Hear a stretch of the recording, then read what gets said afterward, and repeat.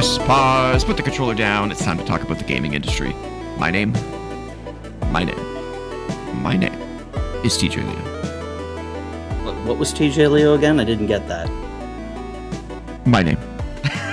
Oh, okay. I'm Andrew. Yes, you are. And this is episode 90 of Press Pause, a gaming podcast. How are you, my friend? Tired. Yeah, me too. Agreed. Tired. I don't know what it is. It's not the weather, because it's beautiful outside today. I know what it is for me. It's that I barely slept at all. Oh, yeah, that would do it. Yeah. That would do it, sir. Yeah, it's a while. So this is another. I know I say this like almost every episode, but it feels like we just recorded the show. Like the week went by like that. I don't know what's causing that for me. Just means I guess it means things are good, but I do have a suspicion that it's Satisfactory that I'm playing. That game is a time sink. So it just makes the nights go by as if they didn't exist, you know? But we'll get into that in a second.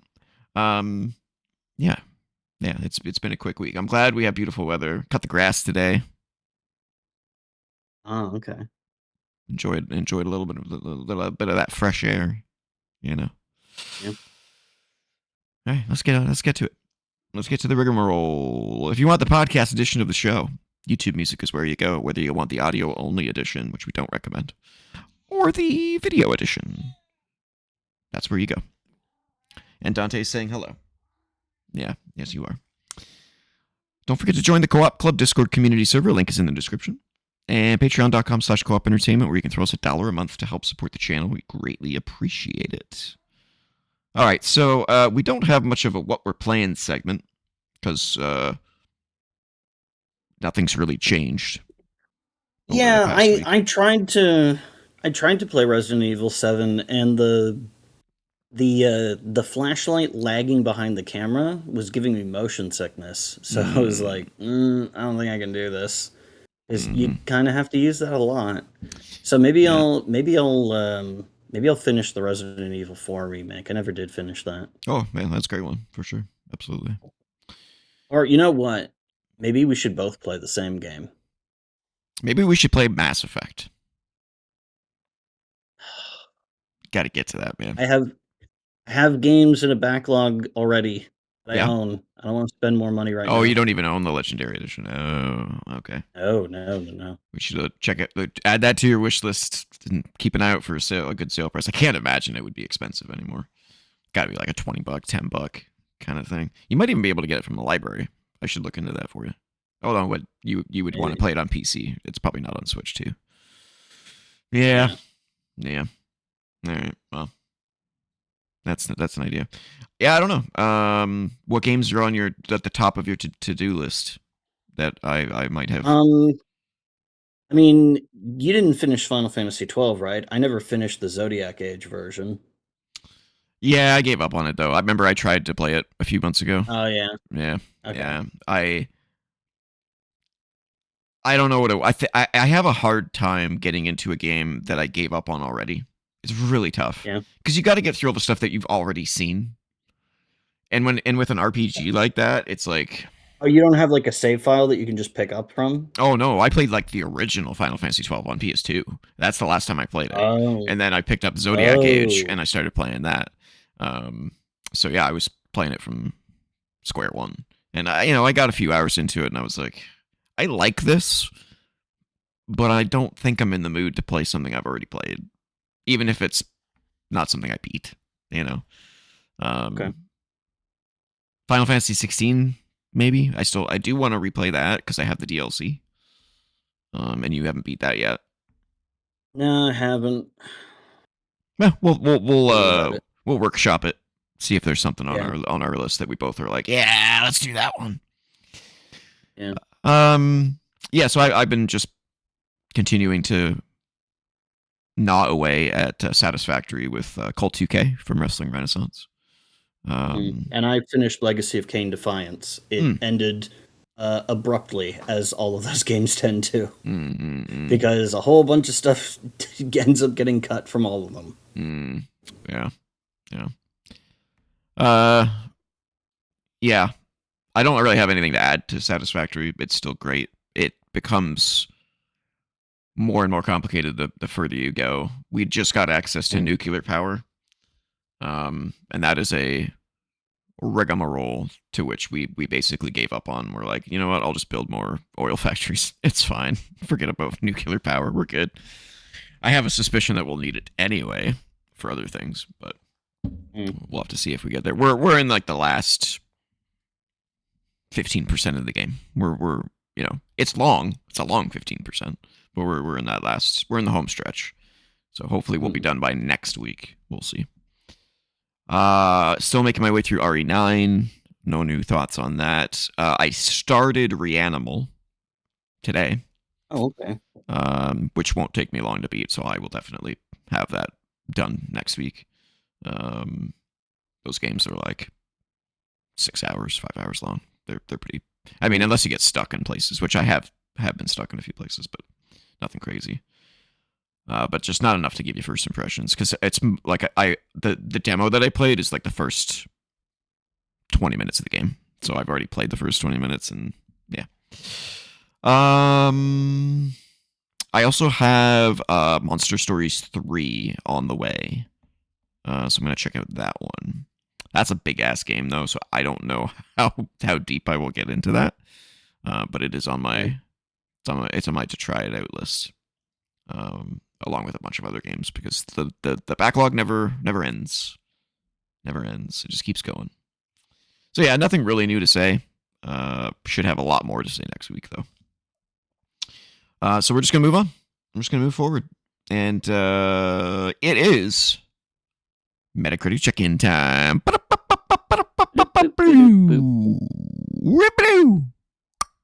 Oh, Ooh. a little bit of spice at the end there. Yeah, a little bit of spice, a little spicy. Not a big Metacritic check-in though. Only 3 games to talk about. Starting with this one, which I have talked about before because I played the demo. Gambonanza. This is that chess like that chess roguelite kind of game. Early reviews, 65 critically, but 90 user score. Wow. So I don't know. Yeah. So I don't know what to think of that. That's too early for me to really tell. It sounds like it's found its audience. Yeah. I think it's probably a very polarizing game. I mean, it's chess, so you kind of have to identify at least a little bit with chess, just like with the what's that poker game, Balatro, and with Clover Pit and all these games. You kind of have to identify with the original shtick, right? So that's that. I completely forgot that this game was coming out. But this is Motor Slice. It's like a third-person indie action adventure platformer where your sword is basically like a chainsaw, and you do all sorts of unique platforming and combat with the chainsaw, like you see there. She kind of holds onto the chainsaw and it pulls her along certain surfaces and stuff like that. Yeah, pretty neat. Sitting at a 79 critically, 62 user score, early reviews. It's probably what I expected from a game like this.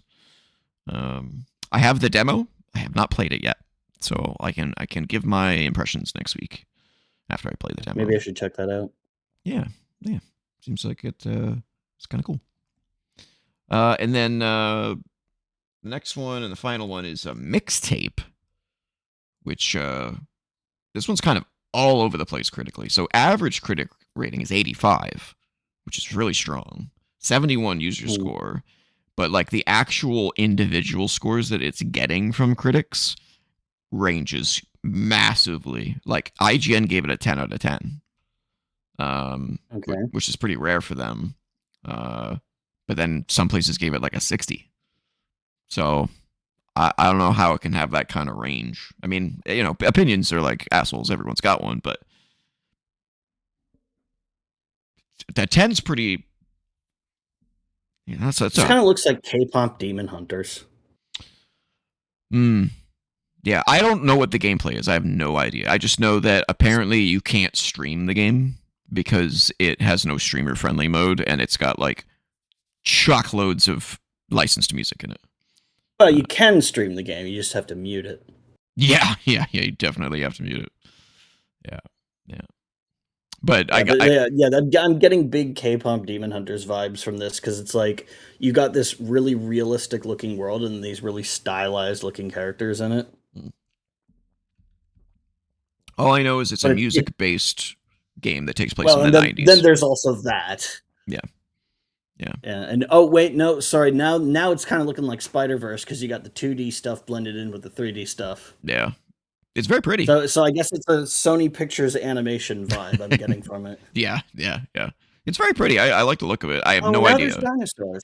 That's Okay. what I mean. I don't know what the game is. It just kind Yeah. of it's out there, you know. Yeah.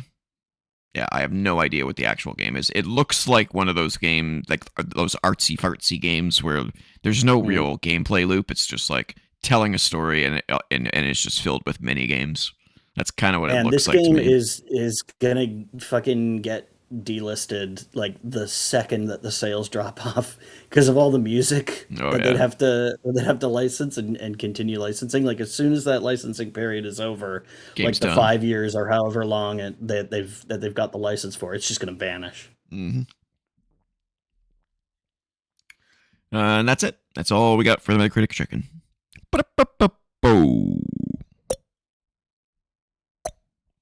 Yeah, you gotta if you're gonna make a game like this, you gotta have like backup original tracks that you can put in there. Otherwise, it's just gonna vanish from digital storefronts.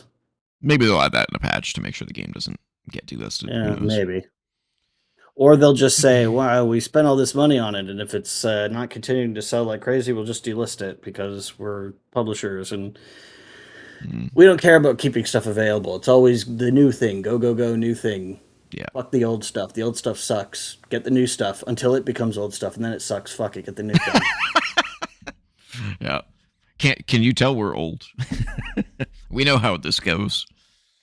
Yeah. All right, let's get into the news. Not a lot of stuff, but some chunky stuff to talk about. Some chunky, yeah. Including. Should we start with the main one? Oh yeah, we're starting with the big one, which is Nintendo had a shadow drop. That was the weirdest Nintendo Direct I've ever seen, because number one, it didn't get leaked, and number two, they announced it like 10 minutes before it went live. Yeah, it was crazy. Yeah, and I somehow managed to hear about it in time to get in to see, like, I missed the first few minutes of it, but I was like, oh, Star Fox, and then there wasn't much to the Direct. It was basically like something quick about the Mario Galaxy movie, and then they're like, oh yeah, and by the way, we have a new game. It's called Star Fox. And then they just went into it. As soon as I saw something familiar, I was like, oh god, this is a Star Fox 64 remake, isn't it? It is indeed. Which it is. It is indeed a 64 remake, which has been done twice now, I think. Well, I mean, technically, it's been done more than that, because remember, Star Fox 64 is itself a remake of the first. Yeah, so that's all they keep doing. Star Fox Zero is also a remake of the original, or a reimagining of it. So I know people are being harsh about that and being like, hey, look, another remake of Star Fox, but I think my best guess is that they see the demand for it from the hardcore audience, and they're like, how do we start this over again? Because clearly Star Fox has had a bad track record over the past 10 to 20 years. It was basically Star Fox, the original, was good. Star Fox 64 was great. And then we got a hodgepodge of weird stuff like Star Fox Command and Star Fox Adventures was rare. Okay. But it was rare, and it was fine. Yeah, but it wasn't what I was looking for from a Star Fox game. I was looking to fly around and shoot things. It was a Zelda game in Star Fox form, except it wasn't a Zelda game. It It was was an original game. it was a Dinosaur Planet game. It was Dinosaur Planet. And I probably would have judged it a little more kindly if it had actually come out as Dinosaur Planet. Because to me, it was just like, this isn't what I want. Like, the game is fine, but it's not what I want from Star Fox. Yeah. But there are people who like that game. People who absolutely love that game. Furries mostly, because of the blue fox lady who doesn't wear much clothing. Hmm. Did you know that they hired her voice actor to re-record all of Alex's dialogue for Half-Life 2, and somebody's made a mod to insert a crystal model into Alex's role for Half-Life 2, so you can play the entirety of Half-Life 2 with Crystal instead of Alex, with the original voice actress playing her? That's weird. It's kind of weird, man. It's extremely weird. Yeah. And Star Fox Assault was like, this is okay, but it's also like the shortest fucking game. I mean, Star Fox is meant to be played in one sitting because it doesn't have saves. Yeah, it's an arcade type game. Like, yeah. Yeah, but also like Star Fox Assault is like maybe 3 hours long at the very, very most. It's a really short game. Star Fox 64 can't be much. Yeah, it's not even that long on Star Fox 64. Yeah, but Star Fox 64 has multiple routes, and I Yes. don't remember if Assault does. I'll be honest, I didn't play any of them except for Zero, which was terrible. Yeah. Yeah. And then, yeah, like you said, Star Fox Command on the DS, which might have been okay if it didn't use the fucking touchscreen for stuff. Yeah. Star Fox 64, was it DS? No. There's a 3DS version. 3DS was pretty good.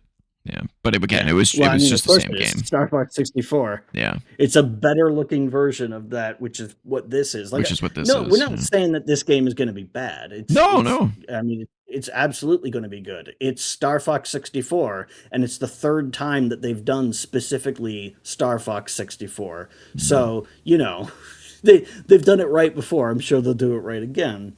But it's like, isn't this on... Like, is it Star Fox 64 on the N64 titles they have on NSO? Probably. Yeah, probably. So, like, my guess is maybe they saw a lot of traffic on that game in particular on the store, and were like, all right, let's test the grounds. Let's do a remake of the game. Let's beautify it. Maybe get in some new people, new fans into it, and if it's a hit, then we'll do an actual sequel and continue on the story. And plus they're probably wanting to do some tie into the movie. Well, yeah, but wouldn't it just be cheaper to say, hey, did you see the Mario Galaxy movie and you thought Star Fox was a cool character because we put him in there for some goddamn reason? I haven't seen the movie. I don't know what the reason is. But like, I can't imagine it's a great one other than, hey, look. Well, they're in space. Another Nintendo character. Oh, right, they're in space. Well, why not Samus Aran? Why not Captain Falcon? Because it's not the third movie yet. Oh yeah, the extended Nintendo sci-fi universe where they're with Star Fox and they have to hunt down a bounty, and they get that's what they're doing. They're going towards a Smash Brothers movie. We know that this is the case. Yeah, and then the target that they're hunting is like a rich guy who goes to an F-Zero race, and they follow him there, and Captain Falcon is also going for the bounty because he's also a hunter. You're giving the writers at Illustration or whatever they're called way too much credit. Yeah. Apparently the story in Super Mario Galaxy is like almost non-existent, so it's just, hey guys, look at all these cool references. I mean, it's a kids movie, and also it's got the references in there for the adults who've played Star Fox. Because I guarantee the kids have, like my niece, who is 7, she hasn't played Star Fox. That's what I mean. That's why I'm thinking that the movie plus the Star Fox being in the Super Mario movie leads to the Star Fox movie, and this sort of like all brings it all together, and they're trying to create another brand, basically another IP that's a moneymaker for them, and this is kind of the test bench. And if this Star doesn't Fox movie, now that would be an interesting thing. Although you might be onto something with that, because they are making a Zelda movie that is confirmed. They've got casting done for it and everything, and they're making a Donkey Kong movie. Yeah, and there's So rumors that there's going to be an Ocarina of Time remake, yeah, which this supports. If they're remaking Star Fox 64, mm-hmm. then why not Ocarina of Time? Yep, And that would probably tie in nicely with a Zelda movie. mm-hmm. So maybe they are planning a Star Fox movie. Who the fuck knows? 100%, 100%. They're doing Still no this. new F-Zero though. Give them time. Give them time. If they're heading towards a Smash Brothers movie, you got to have a Yeah, And plus I mean, it writes itself. Think about it. Cars. Remember the movie, yeah, the franchise movie Cars. Okay, F-Zero. mhm, Same. Just yeah. copy that structure, and then you're good. There you go. Well, I'll do you one better. There was a movie that you've probably not seen called Red Line, which is an anime movie that's got like the most insane animation and took years to make because of how insane the animation is. And that movie is basically F-Zero because it's like wacky races in the future with a bunch of weirdo fucks as the a drivers, bunch of weirdo folks. which is Yeah. what F-Zero Yes, it is. There's some weird drivers in that game. is. Mhm. But let's talk about Star Fox. Star Fox. It's just called Star Fox. Just Which Star Fox, which again, that's why yeah, I think that this is a ground up. Let's start from yeah. scratch, and then we'll make some sequels if it's popular enough. That's the whole Yeah, idea that here. right there with the Landmaster footage, that was about the moment where I came in and I saw something familiar. I was like, oh, I remember those exact rocks. That's not a new level with the Nope. Landmaster. This is a remake. This This is is a remake. totally a remake. Yep. Yeah. Yeah, So so the name, whatever. It's because now we're gonna have to stay like Star Fox 92 or whenever the fuck that game came out, but whatever. I always just call it Super Nintendo Star Fox, and Yeah. then Star Fox 64, and now I guess we'll call this Switch Star Fox. I guess Switch Fox. Switch Fox. But I guess so. Besides the obvious visual upgrades which you've been seeing during this trailer, they've also got mouse controls added. Two Mhm. players can share a Joy-Con or share one pilot seat, basically. Yeah. One drives and one shoots, which would be great Oh, for like kids. fucking what was that Super Scope game? I was Mortal think. Kombat. Oh yeah, I was thinking Mario Galaxy because you could have one player playing Mario and the other one Oh using the yeah, Star Shooter. yeah. Right, yeah, Yeah, that kind of too. same deal. Except this is obviously a little bit more critical. Yeah. You can also use the Nintendo Switch Online N64 controller with this game. So if you buy the Yeah, if for some reason you want to subject yourself to that. you know, they've added cutscenes to the game to flesh out the story and flesh out the narrative to be actually something worthwhile. Which is like completely unnecessary because what's already in Star Fox 64 is pretty clear.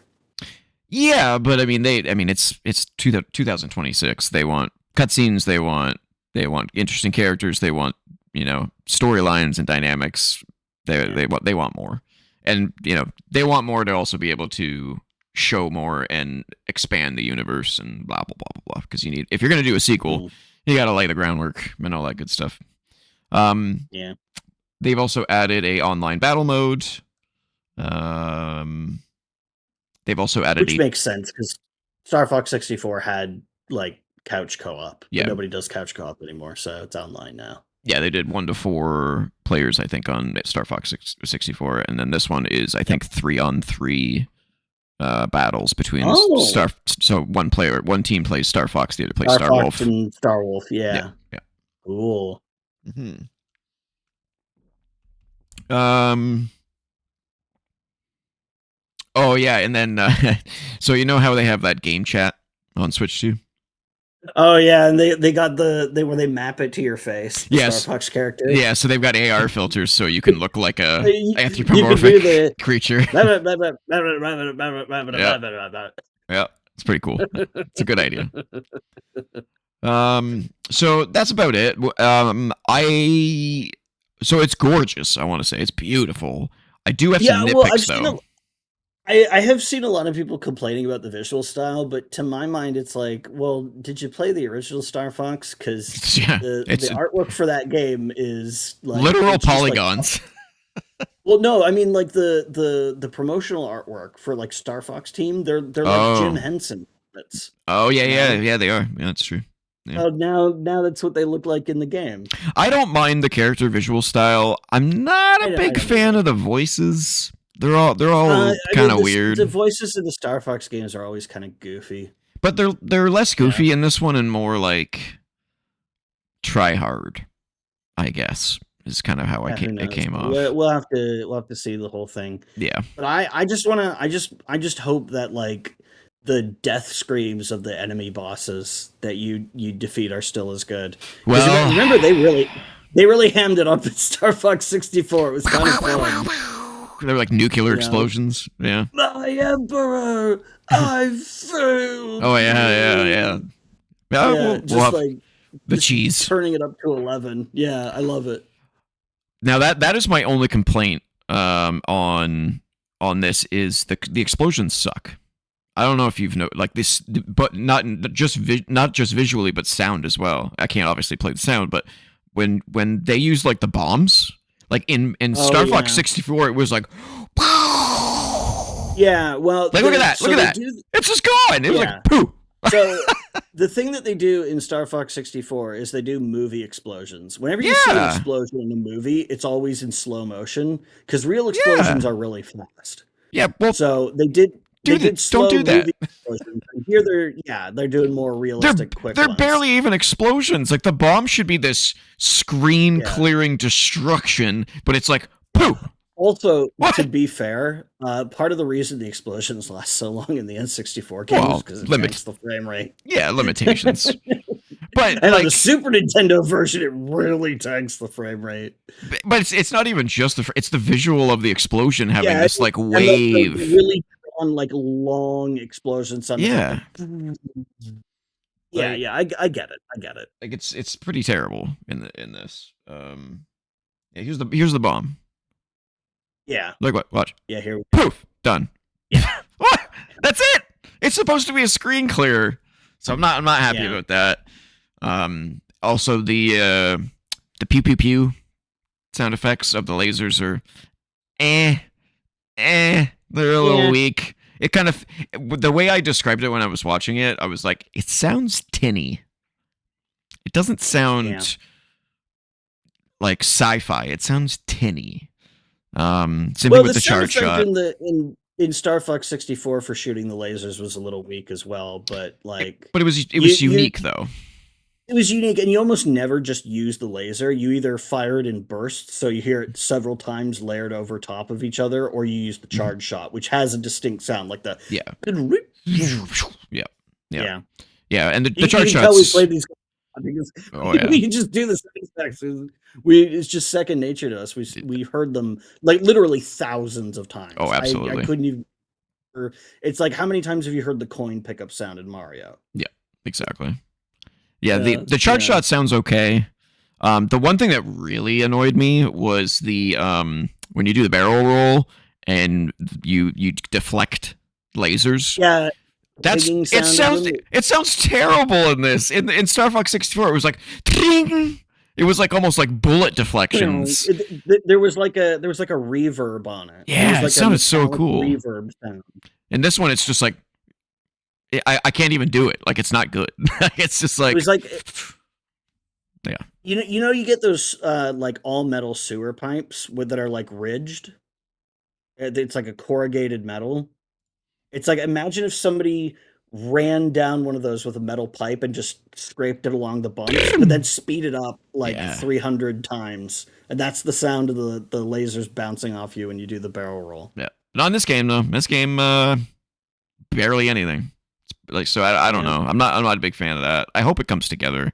It looks great, but yeah, I mean it's not out yet, so there's still time to change it. Yeah, I hope that they improve the sound effects and like that. Like, look at it. They don't even it doesn't even deflect. I didn't even notice that. They don't deflect. They just go poo. Oh, do they just vanish? Yeah. I mean, I guess it doesn't matter because it's not like you can bounce them back at the enemy. But it looked so much cooler on the 64. It does look cooler, yeah. Like, where was it? Let me. Yeah, I may have just not seen that correctly, but it looks like they just vaporize when they does it. Should be next. Here we go. All right, here we go. Oh, there's a little bit of it. It's like they bounce off and then vanish. Yeah. Like they get like diffused off into the air. But Yeah, that's they like not as flew off the impressive. screen. Yeah, it's how is Yeah, something in even in Star 2026 Fox on the Super worse? Nintendo, it was you'd get like that Yeah, clink sound, and then they'd go. they Yeah, go flying off the yeah. screen. Like, come on, guys. Yeah, not a fan of that. But the The rest of it lighting looks great. in the blue marine level looks cool though. Mm-hmm. Yeah, looks gorgeous. Yeah. Yeah, it's super dark in the N64 version. It's like pitch black. Yeah, it's a hard level. Yeah, Yeah, so I don't know. I don't know what to make of it. I don't know why they shadow dropped it. I thought that was a little strange. yeah. I don't know. Oh yeah, they also added challenge mode to the single player, so you can replay levels with Um, new objectives and kind of like go for high okay, scores and stuff like that, that's kind of neat, but and new difficulty settings and all kinds of stuff. yeah. So they've definitely added a lot. The only thing that sucks is I'm sure this game is going to be $89.99. Oh god, yeah.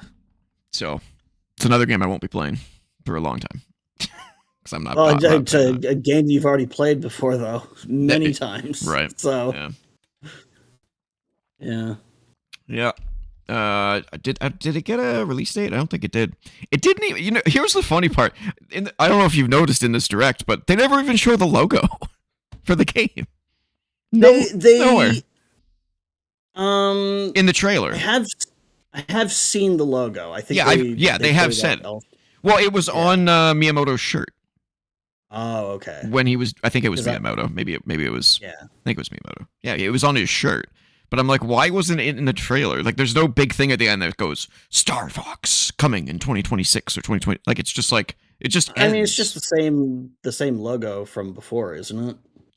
Or very similar to it. Could be. Yeah, it's weird that they don't show it. That's the end of the that's the end of the trailer. It's just like they just go away. Yeah. Oh yeah, see, you can see it on his t-shirt there for a quick split second. But anyway, that's Star Fox for Switch 2 at some point. Oh no, sorry, they did no. Game. My bad. No, they did give it a release date. It's soon. It's June 25th. Oh, okay. That is super soon. Yeah. Weird. Well, it was a good game like 29 years ago. So it's not like people who are buying this and playing it for the first time are going to have a bad day with it. No. It's just that, it's been available in other forms and is, as far as I know, currently available already on the Switch. No. Well, in other Switch 2 news, the inevitable price increase has finally arrived. Mm-hmm. Switch 2. This is why I bought mine like 2 months ago or whatever. Yep. Well, I'm still not buying it. Still not buying it. It's like 5 months ago at this point. Yeah. It's going up $50 everywhere. So in Canada, it's going from $629.99 to $679.99. Yeah. Yeah. I mean, it was obvious that it was coming. It sucks. And I'm very curious, just in general, of what's going to happen once, once the AI bubble pops, which we'll get to in a little bit. And not only that, but once, are the prices going to come back down suddenly once RAM becomes available again? Right, and also once the tariffs are gone, because you got to know that if the Republicans don't get back in, the tariffs are going to go away real quick. Those will go. But yeah, or are they just going to say, well, since it's already here, maybe we'll just leave it? Yeah, I hope not. I hope not. Yeah. That being said, though, the price rise does not start until September, so you still have lots of time if you do want one. So, at least in the U.S., I don't know specifically when all of the price increases are for the other regions, but yeah, they said check your local retailers. Okay, no, my bad. Effective date of price revisions in the U.S., Canada, and Europe is September 1st. So, yep, you have, 3 months, 3 or 4 months until the price goes up. So you can take advantage of it if you want. They did. I didn't have a news article for it, but they did confirm that Switch 2 sales are slowing pretty dramatically. Gee, I wonder why. Yeah. It's too expensive. Too expensive. Yeah, I'm not really surprised about that. And now it's going to get even worse. There's going to be probably a surge over the next 3 months because people are like, oh, fuck. If I'm going to get one, I got to get it. I got to do it now, or I'm going to be waiting years before I can get one. And then we're going to see like a sharp decline after the holiday season, probably, is my guess. Yeah. It's not good. Yeah, and I assume we'll probably see that with just about everything tech related because like the RAM thing is affecting everything. And the thing is, like I've seen people talk about, oh, well, the RAM shortage might not be as long term, as we thought. Like maybe it won't be as bad. But the thing is, even if the demand for RAM ends today, it's still going to take time to build up enough supply to make up for everything that was bought up. Yep. And then for things to kind of stabilize with the demand and the supply equal out again. Well, here's the other thing too, is the secondhand market's going to explode. Because all of a sudden, all these companies are going to be selling all their shit, all their used shit. So the secondhand market's just going to be like, and everyone's going to be buying the shit out of that stuff. Well, but then that's for like RAM for computers. But it's not like Nintendo is going to buy surplus RAM sticks. It'll be more like consumers. Yeah. So it's things are still going to be expensive because of the RAM shortage for a while, even after the demand ends. For sure, absolutely. And that's kind of what makes me think, like, will they even bother, or will they just say, it's going to take long enough to stabilize the price that maybe we'll just leave it where it is at 680 Canadian dollars. Oh yeah, oh yeah. Until the shortage is resolved, we will not see these prices come down. There's no way. Yeah, but then like maybe they'll just keep it at that point afterwards anyway, because it's going to take so long that maybe people will just get acclimated to that. And, well, Nintendo, if you do that, you've lost a customer, my friends. I'm not spending. And the thing is, like, I don't think it's going to be just Nintendo either. Like, I think it's going to be everything. Well, I didn't put it in the news, but I guess Sony is reportedly reconsidering when they're going to release the PlayStation 6, which is not surprising at all. Yeah. Because of the RAM shortages, and they don't want to jump the gun with pricing and all that kind of stuff, and they probably also want to kind of watch Xbox and see what they're doing. Which this wasn't in. I also didn't put this one in the news because it ended up being not news, but they announced that they were going to have this like game developer roundtable about Project Helix. And then they saw that people got really excited thinking that it was going to be like a console reveal, and then they canceled it because they were like, oh, whoops, we're not ready for that yet. Yeah. So they canceled it, and then they're like, you'll hear about the project. Never mind, you'll hear about Project Helix later this year. So, that was weird. Well, I mean, that's just how it is. Is company announces, hey, we're doing a thing, and then everybody says, oh my god, this is going to have everything that I could ever want in it, and then it doesn't.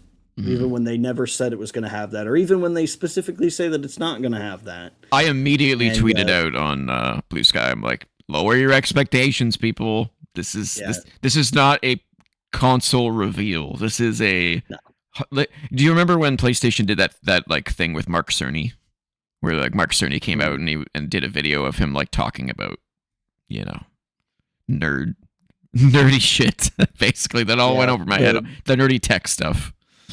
And everyone was like, oh, he's gonna talk about all the cool features that the PS5 is gonna have, and he ended up just talking about like theoretic, plans and possibilities and technology and changes and all this kind of stuff, and I'm like, that's what we're gonna get with this, and I think that's probably what it was. Kind of fun to watch those videos with people who like know what they're talking about, and you're just like, I don't understand half of this shit, but it sure is interesting. Yeah, like I watched a video of John Carmack doing like a GDC presentation on, I think it was the lighting from Doom 3. And it's like the first, I think it was like a 45, 60-minute talk. And like the first 20 minutes of it was just talking about the physics of light before he even got to the programming. It's like, because light works like this and like that and like this. And then he gets into, so knowing all of that, then this is how we that we Yeah. had to design around that. I was like, man, this is interesting, Mm-hmm. but I could never do this shit. No. I do not. I do not know how to make this stuff work, but it's cool. Yeah, absolutely. There's a reason people like documentaries. Remember when we were kids and people hated documentaries? Now they're like Yeah. the biggest thing. People love Yeah, now documentaries. they're huge. Yeah. Yeah. Well, I think that and I mean this is a completely separate conversation, but the availability of streaming services means that you don't have to, you know, make millions of tapes for documentaries that only a fraction of those people are actually going to watch. It's true. It's true. So now that it's out there and you don't have to worry about physical distribution, it can find its audience through word of mouth, Yes. and they can just be like, "Oh, it's on Netflix." It's not, "Oh, I hope they Yes. have it at my local Blockbuster." You know, Yeah. it's just the availability has made it so that documentaries can find their audience. Yep. All right, another piece of Nintendo news. Somewhat sad news, question mark, but also happy news. I'm gonna butcher his name. Takashi Tezuka. That sounds right to me. One of Nintendo's most high-profile and longest-serving developers is retiring later this year. Over a career spanning more than 4 decades, Tezuka has served as a designer, director, or producer on some of Nintendo's best-known games, including key titles in the Mario and Zelda series. As part of Nintendo's latest investor briefing, the company noted he was set for retirement this June. Tezuka initially joined Nintendo as a part-time employee in 1984 when he was 23, when he worked on Punch-Out while still at university. He quickly rose through Nintendo's ranks, frequently collaborating with Mario creator Shigeru Miyamoto. Within a year, Tezuka was serving as assistant director and designer on the original 1985 Super Mario Bros. A year later, wow, that's a career trajectory. right? To go from part-timer to design or working on one of the most iconic games they've ever made. Yep. And it just went up from there. Tezuka directed. Yeah. He directed the first Legend of Zelda game on NES, Jesus. and then he went on to helm Super Mario Bros. 3 and Super Mario World. The latter of which saw him partly help create the character Yoshi. Yeah. So this dude goes in for a part-time job, like, you know, one might flip burgers part-time, and then ends up working on like the biggest shit imaginable. That's like to go back to the flipping burgers thing. That's like if you went to work at McDonald's part-time and ended up helping to develop like one of their signature dishes. Yep. You It's know? like, oh shit! Now you're a chef, bro. Yeah, now you were like, hey, this is what the Big Mac should look like. This is what should be on it. Yeah, it's crazy. The list of games Tezuka has, or you're the guy who came up with the name Big Mac or something. Right. You were hired as a fry cook. Yeah, it's crazy. It's one of those. Yeah. It's one of those things that just doesn't happen very often. Yeah, but of course there was no way to know at the time. No. Like absolutely knew. Like obviously they thought that it was going to be successful because they wouldn't have made it otherwise. I don't think anybody could ever predict that kind of success for anything. No. The list of games Tezuka has worked on subsequently is exhaustive, from Super Mario 64 to numerous titles in the Pikmin and Animal Crossing franchises. More recently, Tezuka has stewarded some of Nintendo's biggest games as a producer or production supervisor, including Super Mario Maker, Super Mario 3D World, and The Legend of Zelda: Breath of the Wild.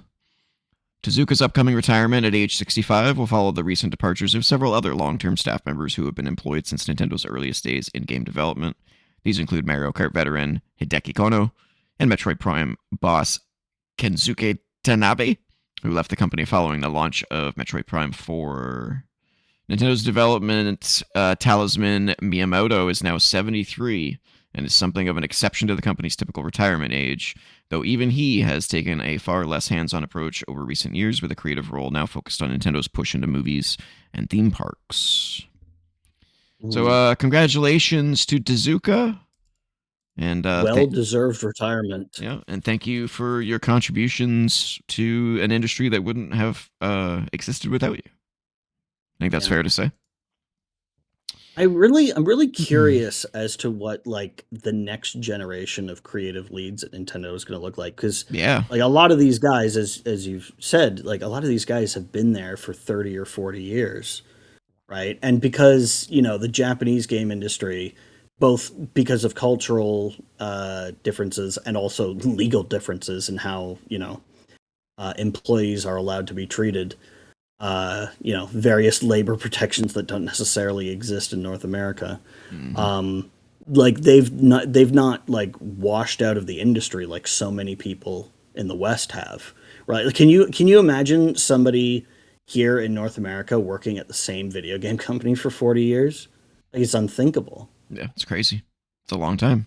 So like they've been there the whole time, and obviously stuff has changed, and obviously they've brought in new talent, but like once they're gone, either they're retired or they're dead.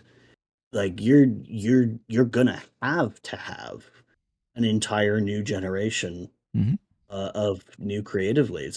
I'm really curious as What to that's what gonna that look will like. look like. Yeah, Nintendo 2.0. Is it? Yeah, yeah. Mm-hmm. Well, we've already got PlayStation 2.0 and it hasn't turned out very well, Mm. which we'll get to in a bit. But let's move on to I would like to Xbox. think that. Sorry to interrupt. I'd like to think that whoever succeeds them will attempt to sort of carry on The legacy. the sort of creative intent, but I mean, who knows? I would suspect that just like we've started to see ever since Iwata's passing, that they get a little bit more. What's the word I want to use? A little bit more lofty in their goals outside of Mm, gaming. I think we're going to continue to yeah. see movie and TV show expansion. I think we're going to continue to see some IP return that hasn't been around in a Yeah. while. They're going to I look mean, into they their they talked archive. about the possibility of the movie stuff even before Iwata was gone. Hmm. Yeah, it just took them a long time to kind of figure that out, and Yeah, but I think they're going to continue on this trend for sure. I don't see yeah. I don't see a world where there's suddenly this like major shift in what they do. Seems unlikely No, to me. at least I hope not. I don't. I just. Well, I mean, there's certain things that I would love for them to shift, like Well, their sure, costs. like better, yeah, costs, better online support, Yeah, where it's like voice chat isn't a huge. Well, I guess that's not such a big deal now, but it took them fucking long enough. yeah, yeah, yeah. We'll have to see. I'm less concerned about Nintendo and more concerned about PlayStation Oh and yeah. Xbox right now. They are in dire straits. But Mhm. some good news on the Xbox front, which continues to kind of be the Yes. theme lately. Hmm. And that is that Asha Sharma, the new Xbox boss, has confirmed that Microsoft has stopped development on Copilot.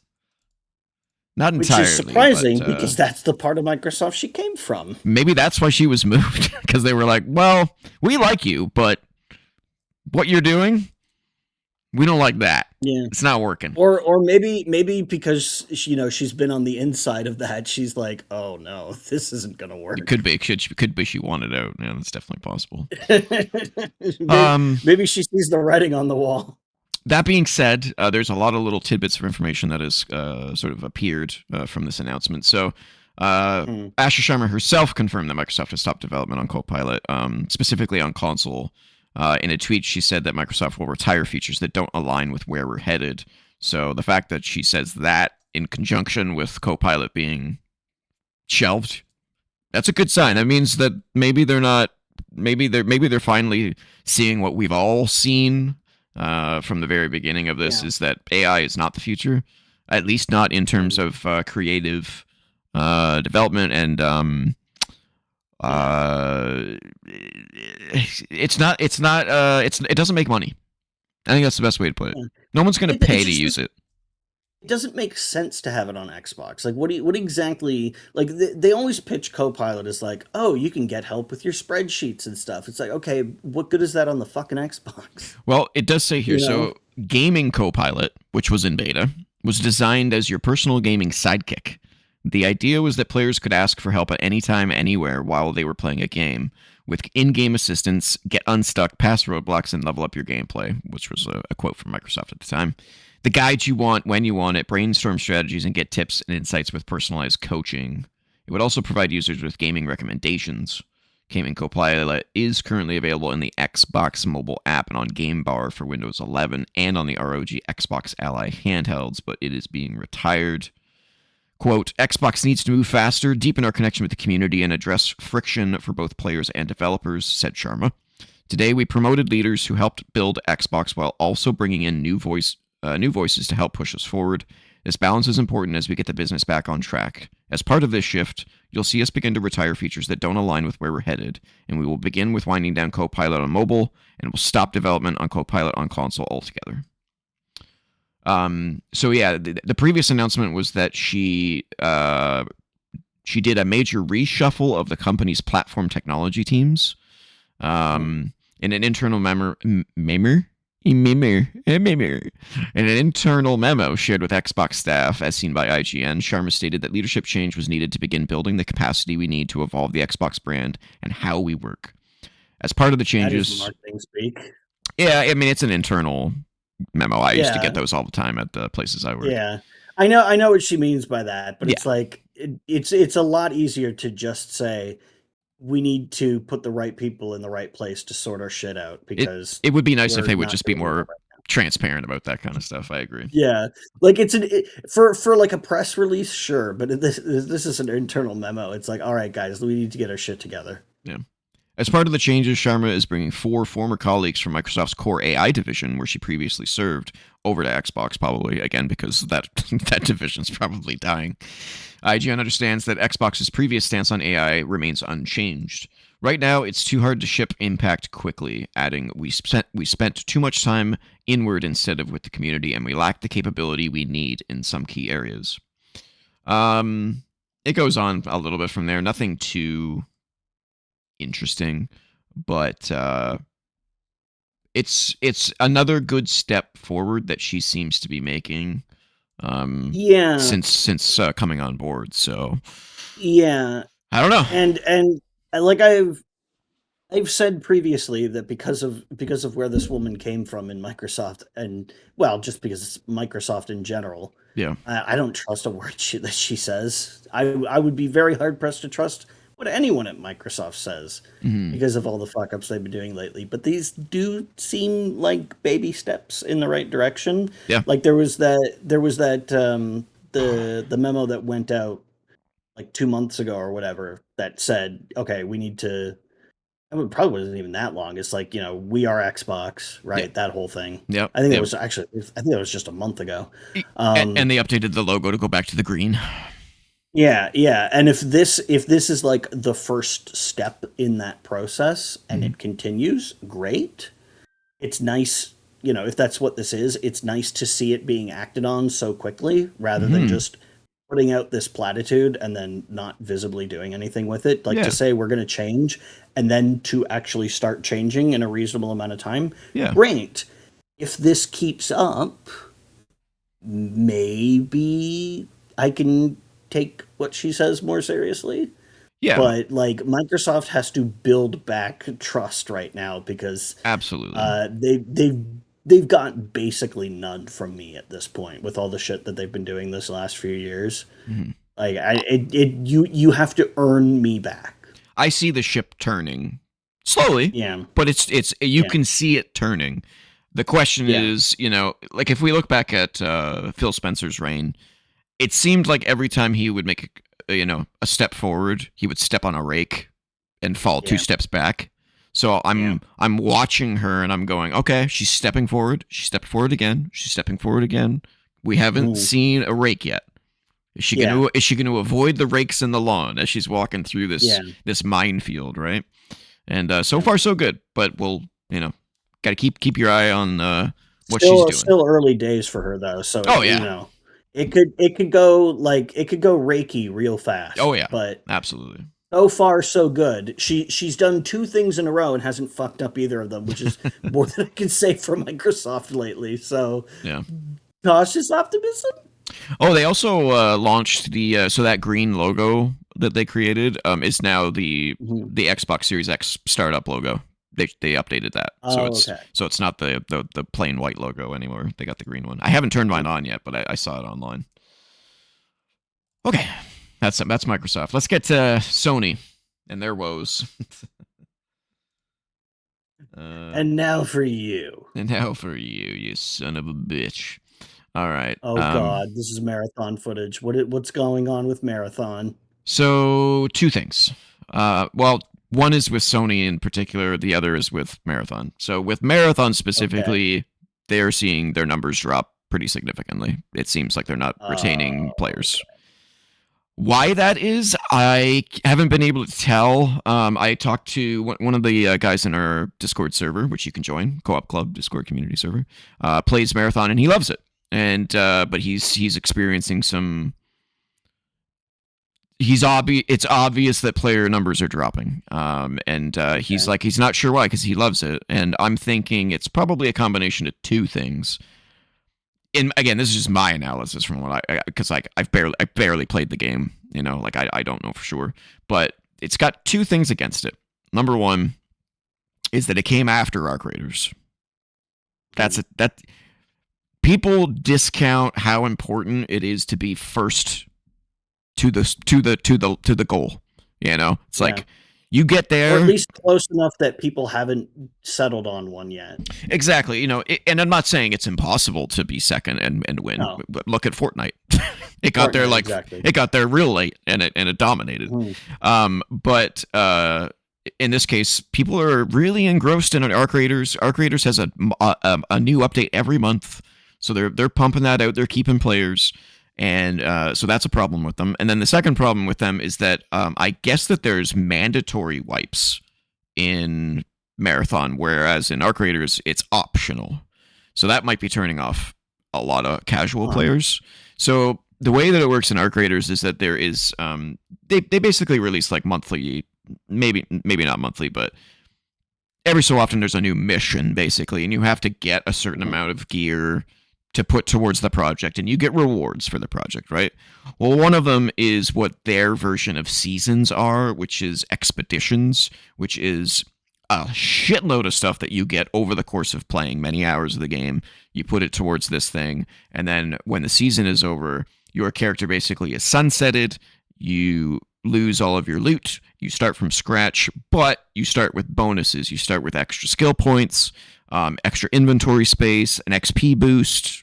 Several of those kinds You of get to things. cash out some amount of long-term progression. Exactly right, and then every season you kind of like that rolls You over. start So in a slightly better position than you did the last one. exactly, I think they've changed that a little bit since I played, but that was the original idea, right? Okay. Whereas with Marathon, every season everyone starts from scratch. It's wiped it to reset the Oh. playing field. And so I'm wondering if that is turning some players off where they're like, well, maybe after the first wipe, bunch of players were like, do I want to do that again? Nah, I'm Yeah. good. I'm going to go back to Arc Raiders. My character's built up over there. Like, you don't have to do it in Arc Yeah. Raiders. Or maybe they just moved on to Yeah. something else. Like, the hard resets are a tough sell. They're a tough sell. They are because, like you said, if you're not a hardcore player, like if you're not somebody who plays every day, Mm-hmm. um, then it's like, oh, I might play like once a week, Yeah. because of my job or my family or just whatever. Yeah, Or you just maybe might maybe not I'm get just to a not. certain point. Yeah, or maybe I'm just not like a daily player for a game like this, whatever the reason is. So you get to play it only a few times, and then you have to start over again, and you barely started to get good stuff, and you got wiped, and then yeah, Yeah. yeah. So that's problem number one. Mhm. Problem number two, if you recall, PlayStation bought Bungie in 2022 for $3.6 billion. Sony is now Mhm. reporting a $765 million impairment loss due to the underperformance of Bungie since their purchase. So, in other words, they have not made their money back anywhere near. Yeah. Um, they're closer than I thought they were going to get, but Yeah, 765, close enough. yeah, 765 million, still a huge deficit. So it's bigger than what they lost on Concord. yeah, it's way bigger than they lost on Concord. Get out the fucking bingo card. Yeah. So the studio has struggled financially since the purchase of Bungie, with Destiny 2 failing to do the business and its new game Marathon having a hard time breaking out. As a result, Sony has admitted the acquisition has yet to pay off, resulting in these impairment charges. During the financial year ending March 31st, 2026, Sony suffered a 120 billion yen, which is $765 million approximately, impairment loss against Bungie's assets. Sony had already reported a $204 million impairment charge as a result of Destiny 2's underperformance during the second quarter of its fiscal year, but it's now reported another $565 million impairment charge during the fourth quarter. I wonder which is more unsettling for a studio. To hear your acquirer admit that you've underperformed, or to not hear them admit it. Yeah, it's scary either way. Which like, on the one hand, you would think, oh God, hearing them acknowledge it is terrible, but usually stuff just goes straight to the chopping block. So maybe the fact that they're willing to just talk about it and not immediately cut them loose is a good. Well, cut them loose. Cut the head off, I should say. Maybe that's a good sign, but I don't know. I don't actually know that it is. Like, which is why I ask, which one would make a Bungie employee more nervous? Yep. Oh God, yeah. They shouldn't have like outright bought Bungie. They should have gotten like an exclusivity deal with them or something. Second party. Yeah, absolutely. Yeah, it made no sense. Made no sense to buy them. Marathon reportedly had a budget of more than $250 million, which doesn't help. Yeah. Bungie has repeatedly said that Marathon has a steep learning curve. Over time, recovering from a bad loss gets easier, but Marathon's recently launched raid-like experience, Cryo Archive, doubled down on the ultra-hardcore experience, with several requirements you needed to meet in order to access it, including it only being available on weekends, which I've talked about before. Oh, that's a terrible idea. Yeah, absolutely stupid. Where does Bungie go from here? Marathon is far from a Concord-style live-to-service disaster, but it's clear Bungie needs to do something to increase sales. Simply making Marathon easier may not be enough to do the trick and would run the risk of alienating those who currently love it the way it is. Making it free to play this soon after launch would also anger those who paid full price. Could a single-player or PvE campaign spark renewed interest, or a traditional PvP mode? A single-player campaign for a game like Marathon, a story-heavy first-person shooter. Yeah, I wonder. Would that do well? I mean, it did well enough for them to make 3 games originally, so. Yeah, I don't think they'll do that though. I don't think they will, but they should. I think what they need to do is a lot simpler than that. And again, I'm not a fucking business, I didn't go to school for business. I don't know this shit, but at a glance, but you also didn't lose $765 million on an acquisition, so you've got that going for you. This is absolutely true. I think all they need is like a free weekend, maybe 2, maybe 1 free weekend a month. Just bring in players, get them hooked, get them involved and being like, oh, I like this. Maybe do it the next time a reset happens. That way everyone's on the same playing field, including your free trial users. You know what I'm saying? That's all they need. Maybe I would play that. Maybe it's like you get 1 or 2 free matches a week or something. That way you don't have to worry about it like, oh, am I free during the free weekend? Then it's on your time, the player's time. Maybe a free week, 7-day trial. There you go. Yeah. Play for 7 days. Just something to like entice people. Because maybe you play it and you're like, oh, that free weekend is really cool, and you say to your friend, oh, it was really cool. We should get it. It's too bad that you maybe it's, if it's like you have 1 or 2 free games a week, you could play one of your free games and then tell your friend, hey, you should try this so we could play together and see what we play. And then you play your second free game of that week with your friend. I'm just thinking of like ways to give people a taste that is still on their time, because like you said, doing the weekend thing for that whatever campaign is terrible. And like people have plans on weekends, right? Like free weekends are great, but like not everybody is free on the weekend. No. So people also work on the weekends. Like it's not impossible, Yeah, so like Yeah, like maybe 1 or 2 free matches a week or something. Just yeah, Need something. maybe I would play it. it needs I would give it a something. try. Yeah, Yeah. Um. Yeah. They need to do something. But what yeah. that I think that's what they need to do. But who knows? All right. Let's get into some lighter news. That Actually, one's no. free, Bungie. You don't have to pay us for that one. Just Yeah. do it, and There if you it go. helps, great. Hire me. No, I don't want to work there. You might close in a couple years. Ooh. It's a terrible thing to say, but also Ooh. like you're not wrong. No. All right, let's get to some weird news. Ooh, I love weird news. Have you been following this? This fucking shit is weird. Oh, yeah. So, GameStop CEO Ryan Cohen has claimed that he's put Twin a fences. yeah, he's apparently trying to buy eBay. A company that's worth what 4 times more than GameStop is. Yeah, so he needs $56 billion to pay for it. And well, that's an unsolicited offer that he Yeah, yeah, offered, right? yeah. And Like eBay needs to sell themselves. he went on an interview. Did you see this interview? he I heard about it, Oh my but god. So he's talking about like, oh, it's. I mean, this isn't literally what he said, but the attitude, what I heard was like it basically trying to be like an alpha Chad move, show that we're serious about business oh no, and stuff. you didn't see this one then. Okay, this one's Oh different. no, okay. So he God. Okay.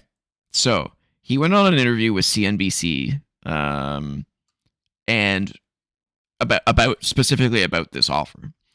And the interviewer kept asking where he's going to get the money, and he wouldn't answer. So here's some quotes for it. He says, "It's on our website. It's half cash, half stock, but the details are on our website." He's referring to the offer. The offer is on the Yeah. website, like the whole kit and caboodle. Cohen replied when interviewer Andrew Ross Sorkin asked him to make the math, make it work. When the shortfall was broken down in plain terms, all Cohen could reply with was, "We'll see what happens." Sorkin, clearly struggling to work out how to get Cohen to detail his plan, asked plainly where the rest of the money would come from. Quote, "It's half cash, half stock," Cohen replied. At this point, one of Sorkin's co-presenters came in to repeat the question. Where is the rest of the money going to come from? Cohen's response was, "I don't understand your question. We're offering half cash, half stock, and we have the ability to issue stock in order to get the deal done, but the full details of the offer are on our website." That suggests that the proposed deal would require significant share insurances and massively dilute existing shareholders of GameStop.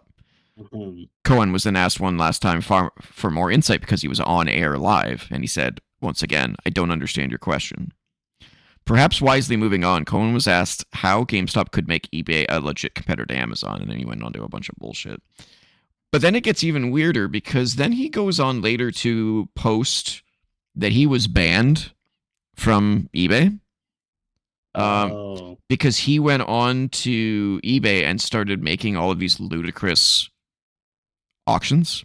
Like there was a pair of his socks for like $25,000. And he was making a joke that he was trying to raise money to buy eBay. Oh. Okay. And I'm like, what are you doing? Are you having a mental breakdown? Like, what is happening? Yeah, like this is why I say like the attitude seems to be I need to show that I'm a shark. I'm a big shark in the ocean and everybody else is a fish. And I gotta do crazy stuff to show that I'm willing to succeed. It's like, dude. Dude, no. I'm wondering if that company is like we all know GameStop's been dying for a while, but I'm wondering. Yeah, like and it's not even like it's not even an old thing. Like that the whole thing where like the attempts to short the stock and then like the run on the stock to counteract the shorting. That was only like 2 years ago. Yeah. I'm wondering if behind the scenes something has happened and he's like, "Oh shit, we have 6 months. I got to do something." And so he's like, "What if we buy eBay?" Yeah. Like, Make ourselves look big and powerful by offering to buy eBay. That'll get people to say, "Oh wow, GameStop. They're big players." yeah, this just When I smells of first desperation and panic. heard about it, I thought like, well, GameStop's real business is in used games. Maybe this is their attempt to try and get the biggest used game platform on the planet. But like after hearing like the way the guy talks about it, it's like, oh no, this is a crazy dude. Yeah, he's This is off his some dude rocker. who's either nuts or trying to run some kind of weird scam. Yeah. The Wall Street Journal has speculated that Cohen may turn to Saudi, Yeah. which wouldn't surprise me. Yeah. But but Can I but, get like a couple $1 billion, bro? but Saudi doesn't need him to buy eBay. If they wanted to buy eBay, No. they'd be like, "I'm buying eBay. Fuck you. What do I need you for?" Yeah. So I'm like, I think we're just seeing the downfall of a titan in the industry who's panicking. I don't know. Yeah. In a way, I feel bad for him if that's the case, because it's not your fault that your company is dying. It's just the way the industry has gone. It's digital now. Like, nobody really cares about physical, which I'm sad about myself. I'm sad that physical is going away. I love physical. Yeah. It's just inconvenient. It's inconvenient, and it's not necessary. It's one of those things where it's just like, well, nobody even does physical for PC games anymore. Yeah. It sucks. We're all going to be buying consoles from Amazon and Best Buys, and there's not going to be game stores anymore because what are they going to sell? Consoles. The only ones that survive are retro. My too from a GameStop or EB Games or whatever it's called here. Yeah. Oh yeah, for sure. I'm doing my part. You're doing your part to save the company. Yeah. All right, only 2 pieces of news left, and the first is good news, but late good news. And that is that Call of Duty is finally leaving last gen behind. The next Call of Duty game will be exclusive to the new platforms, PS5, and in other words, it's not going to be on PS4 or Xbox One. That's all. Yeah, got to have that current gen hardware for their AI generated textures and promotional images. Yeah. Obviously, we don't know what Call of Duty is coming out this year. I guess it's rumored to be Modern Warfare 4, though, but no one's sure. But, at the very least, it's going to look hopefully significantly better. I guess. Maybe. I don't know. Yes. So that's all I have to say on that. And then Game Pass is our last piece of news. Game Pass May 2026. It's a big one. And in good timing with the price drop. Because it's even enticing me. So coming to Game Pass in May. Already out. Ben 10 Power Trip. Sure. Descenders Next in early access. Wheel World. Wildgate. Wu Chang Fallen Feathers, which is also free on PlayStation Plus Essential right now. Mixtape. Already out on Game Pass. Outbound will be launching on May 11th on Game Pass. That's that crafty game with the Volkswagen in that colorful world that we talked about. Black Jacket. I don't know what that one is. That's May 12th. Call of the Elder Gods on May 12th. Elite Dangerous on May 12th. Doom the Dark Ages returns, I guess. Oh no, it joins Game Pass Premium on May 14th. Subnautica 2 Early Access, May 14th. Be Still My Heart. Be Still My Heart. And of course, as the visuals you're seeing here, Forza Horizon 6, May 19th. There's some good shit in there. Leaving Xbox on May 15th is Galacticare, which is actually a funny game. It's like an alien theme hospital. Oh, Yeah, it's actually pretty funny. I actually quite enjoyed it. You're on like a space station taking care of aliens instead of like yeah. a hospital on the planet. It's pretty cool. Go Mecha Ball, Coolbra and the Souls of Limbo, Paw Patrol Rescue Wheels Championship, Ooh. and Planet of Lana. If you haven't played Planet of Lana yet, I don't know how many times I gotta say it. Go play it. It's short. You can do it in a day easily. And that's it. That's all we got for the news. And there's Vince McMahon after he crashed in his Ferrari going 150 miles an hour. Good job. Yeah. And that's it for the news. Yeah, it was the day Hulk Hogan died, so I think he was having a rough day, so to speak. And yeah, I don't think he wasn't drunk or anything. I think he was just stressed and not thinking and angry. Who knows? Who knows what's going on with him? He's a weird dude. Mm-hmm. All right, let's get to screenshot scope. Starting with. Oh, this looks like a top-down. Yeah, it looks like Zelda. Zelda. Yeah, Yeah, but not Zelda. I don't think. Yeah. It could Could be. this be Four Swords Adventures? It could be. Yeah, it could be. It could be Moonlighter as well. They both have that same style. Yeah. Four Swords. We'll try one and then we'll try the other. Okay, it's not a Zelda game. This is okay. Oh, it's Binding of Isaac. Yeah, this is. I was gonna say this is not Moon. Binding of Isaac. That's right.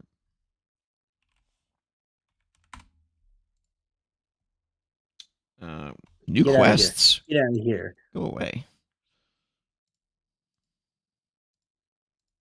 That game's hard as balls. I tried it a couple times and couldn't do shit. I was real bad at it. Oh, this is Mother 1. Just Mother? Yeah. Damn, you nailed it.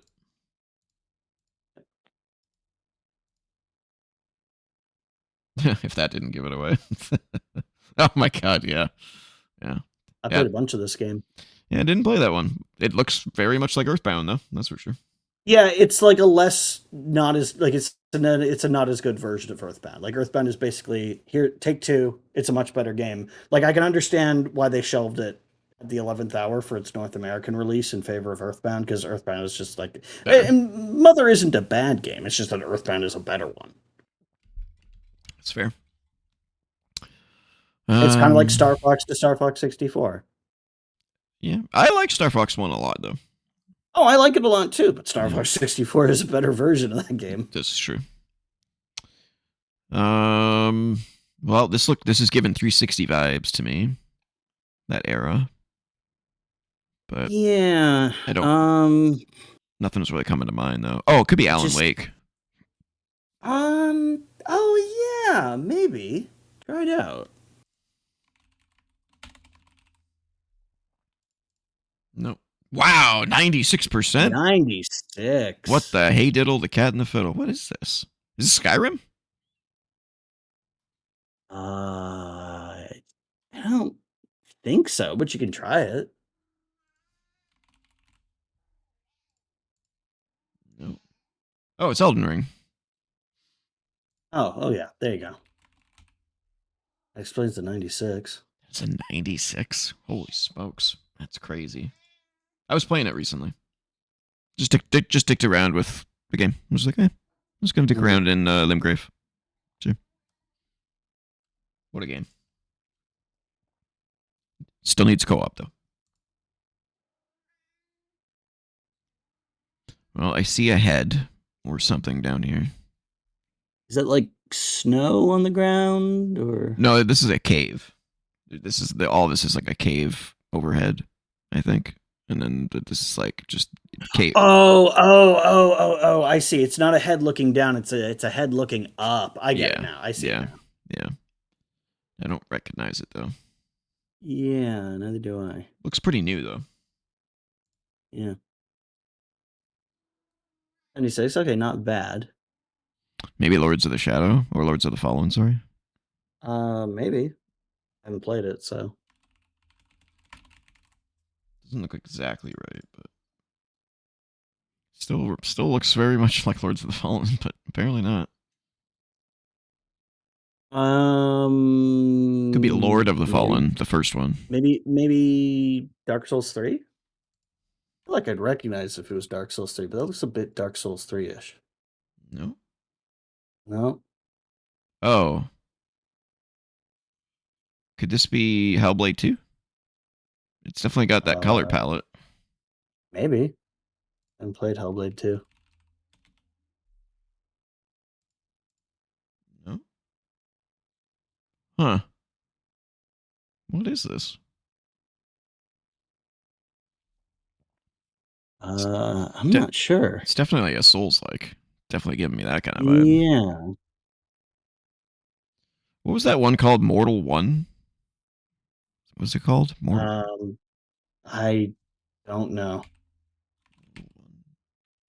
No, guess not. It was like Mortal something. Mortal Shell. That's it. Try that. Hey, here we go. Oh, there you go. Nice job. Yeah, I remembered that like white. It's almost like a silhouette looking creature from it. Well, it was like a naked dude. Yeah, weird. There's pretty distinct buttocks in there. It's more than a silhouette. Yeah. Jesus Christ. Look at the little pixels, or what is that? Like Mm. netting almost. It could, I guess you could be looking at like a window. Okay, this is going to be a shot in the dark uh, disaster report. Which one? Just try the first one. Nope. 90. Oh, it's GoldenEye. Oh, it is Goldeneye. I know that level anywhere, even though it's just a big empty Yeah, room with a staircase. yeah, That's got a 96%. Holy shit. yeah, man. Jesus. It's got some of the Those best music, explosions man. that last for fucking ever because they blow up like 10 times. My favorite explosions in gaming history, man. They look so good. It's basically a fire. You Yeah, just have to stay away from it because it persists for so long. it does. I have no idea what we're looking at. Um, Like a stone wall or something, maybe. I was gonna say like a windshield with like a wiper blade going through it, but honestly, it could go either way. Yeah, no idea. It's a really slick stone wall, if that's what it is, Mm. and a really yellow wiper or windshield, if Could be that's what going. that is. Could be like Oh, sundown or something like that. maybe.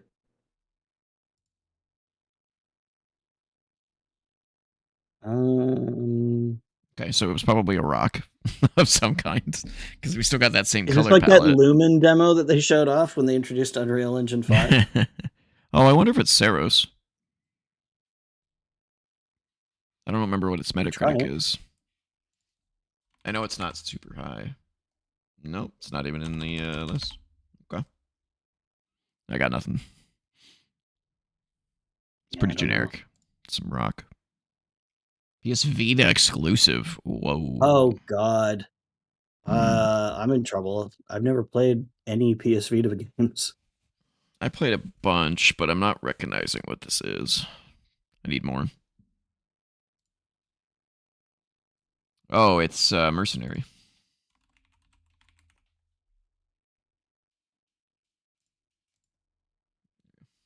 Oh, there you go. Killzone Mercenary. Great game. It feels and looks so good. It's kind of insane what they were able to accomplish. Like this looks like a console game. Yeah. It's crazy. Looks amazing. It actually might be my favorite Killzone game. It's that good, man. Yeah, if only they hadn't fucking stopped supporting the Vita so quickly. Yeah, man. Great the hell. Great great Maybe system. this is Deus Ex Human Revolution. I don't know, that looks pretty ugly.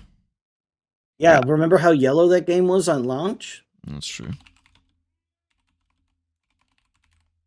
Great game though. I like that game. Oh yeah. Oh, That's a definitely lot of not. Definitely not Deus Ex. Oh, oh Christ. No Look at that. idea. Look at that texture warping going on there on that wall. Yeah. No, I'm not gonna have That's some any idea. PlayStation ass texture warping. But I don't know what this is either. Oh, it is PlayStation. Yeah. No clue. This again, PlayStation 1 Uh, is kind of a dark spot for me. uh, maybe Point Blank? Maybe? That's a guess.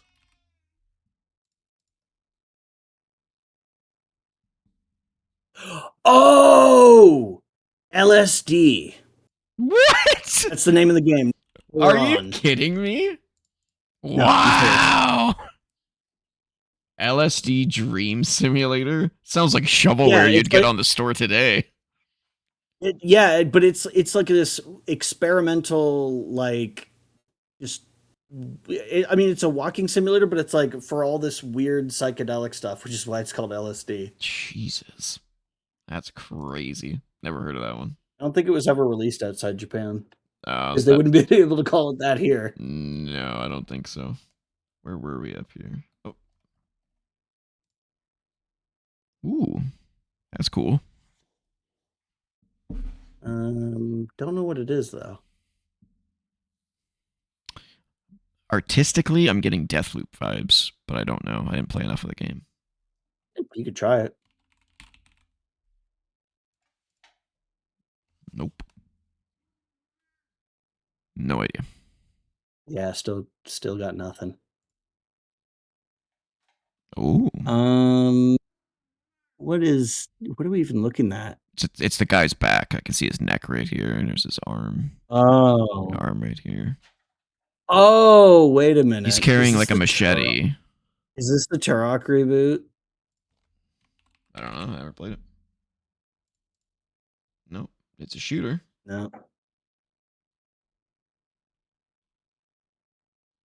No idea. No idea. Yeah, I don't know either. Oh, is this Spec Ops The Line? I think it's Spec Ops The Line.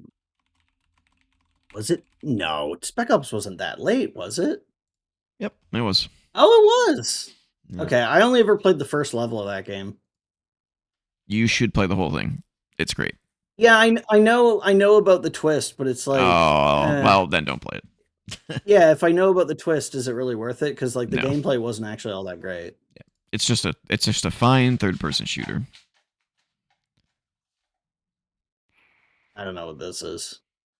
What is that yellow thing? No idea. That fire? What? Hold on. What was that score? 78. Oh, 78. I thought it said 18. I don't know if we should look up what the lowest Metacritic score is. Is this Far Cry New Dawn? No, I don't think so. We can try it. I got nothing. Yeah.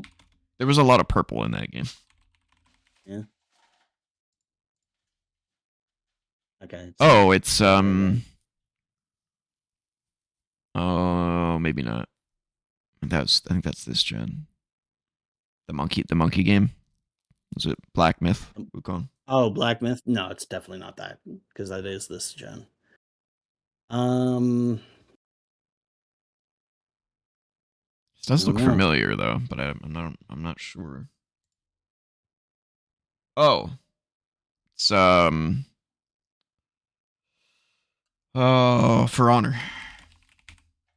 Oh, there you go. Yeah. I can't believe that game's still around. Yeah. I'm not sure what people see in it. I tried it a couple times and I was like, it's fine. Well, I'm not saying that it's like bad or anything. I'm just saying I can't believe that Ubisoft still supports it. Yeah.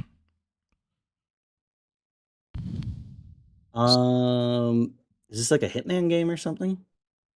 Not one that I've played. It looks kind of naked.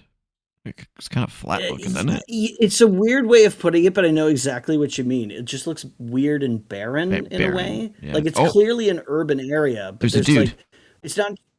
There's a dude right Oh, there. there's one dude, but it's not just like there's almost no people. It's like there's no cars. Or There's color no or pizzazz. or anything. Yeah, it's just there. It looks like it's been stripped bare. Yeah. Like people just left carrying everything in cardboard boxes. Like there's no lampposts. Yeah, it's just There's some vines there, but there's no trees. There's some shrubs, I guess. yeah. There's something that I don't know, is that even a bench? It's not high enough to be a wall, but it doesn't really look like a bench. Yeah, it could be like a garden trough. I guess, but yeah, naked. That's a good way of describing this. It doesn't tell us what it is, but Oh, it is a Hitman game. 37. 47. Oh, is it 47? Never mind. Yeah. Then I have no idea still. I mean, it's a scope. I'm not going to get anything from this. Yeah.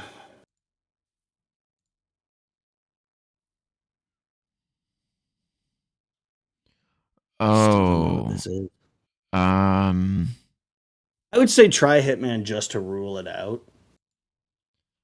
No, it's that. Is it Amnesia Rebirth? I think it's called the one where you're stuck. Oh, okay. The one where you're stuck in the. When do you have a scope, like a sniper scope in that game? Well, in the one that I don't know which one it is, but in the one that I'm thinking about, you play in you're like a World War II soldier who gets like sucked into this like alternate world where there's this creature attack. I don't know. I never finished any of the games, so I'm not sure. The bunker. I never played any of them. The bunker. No, it's not. Nope. Huh. Could this be Rainbow Six Siege? I guess we could try that.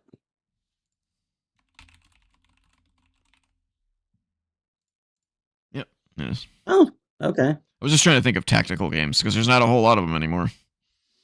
Oh, well, that one would have given it away. Yeah. What are we on here? Last one. Holy gorgeous. That's just Niagara Falls. That's beautiful. I have no idea what this is. Is that Death Stranding after the first Void Out?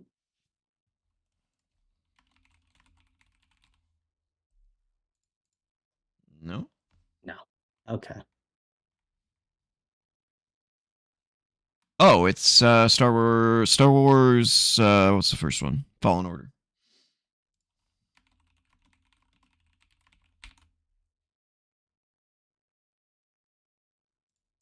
Ba-bong. Oh, okay. There you go. I haven't played those games, so They're amazing. Well, amazing is a strong word. They're great. They're great. I think 79's pretty accurate. I'd probably give it an 8. So they're really good. If you like Star Wars, if you don't like Star Wars, probably don't care. Star Wars is okay. Is he cross-eyed in that screenshot? No. Oh no, that's the shadow in the corner of his eye. The game is based. Well, there's 2 games now, but yeah. The game's basically like a Souls-like mixed with Zelda is the way that I would describe those games. Because it's Souls-like in the way that the combat is pretty challenging. Not Souls-like challenging, but it's pretty challenging. It's not easy. And the fact that enemies respawn when you get to save points and stuff like that. But then Zelda in the way that there's a lot of puzzles and, you know, a lot of story cool moments and exploration galore. And I guess that's kind of a Souls-like in general, though, I guess. More story, though. Yeah. Much more story. All right, cool. All right. Well, ladies and gentlemen, that is episode 90 of Press Pause Gaming Podcast. If you want to if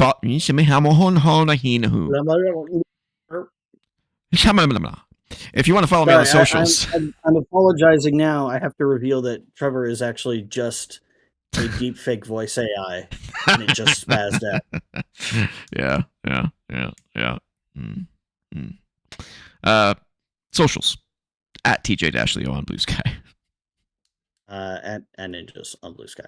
You can email us at co.op.podcast@gmail.com. Don't forget to comment, like, share, subscribe, ring the bell for notifications, and join us on the Co-op Club Discord community server where you can find myself and so many others talking about gaming, wrestling, and more. And of course, patreon.com/co-op entertainment where you can throw us a crisp George W. once a month to help support the channel.